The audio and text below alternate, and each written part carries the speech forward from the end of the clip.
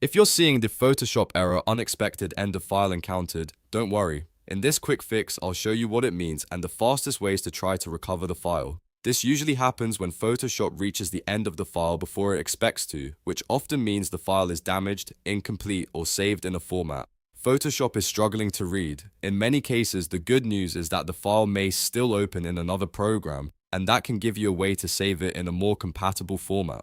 If this video helps, make sure to hit like and subscribe for more fast Photoshop fixes. First, the best thing you can try is opening the file in a different software program. If you have another image editor installed or even just a viewer that supports the file type, try opening it there first. Sometimes a file that causes an error in Photoshop is still readable somewhere else. If it opens, that's a strong sign the file is not completely lost and can probably be recovered or converted. If the file does open in another program, the next step is to save or export it into a different format.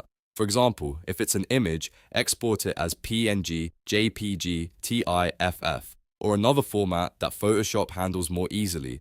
After that, go back to Photoshop and open the converted version. This simple step can often bypass the compatibility issue and let you keep working without the error.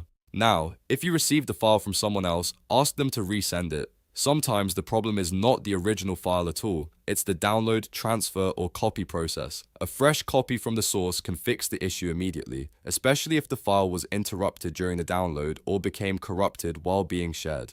It also helps to understand what is actually happening behind the scenes. An end-of-file error usually means Photoshop expected more data than the file contains. That can happen when the file is damaged, incomplete, or created in another program in a way Photoshop does not fully like. It can also happen after a bad download, a drive issue, or an interrupted transfer. So the safest order is this. First try another program, then save the file into a new format.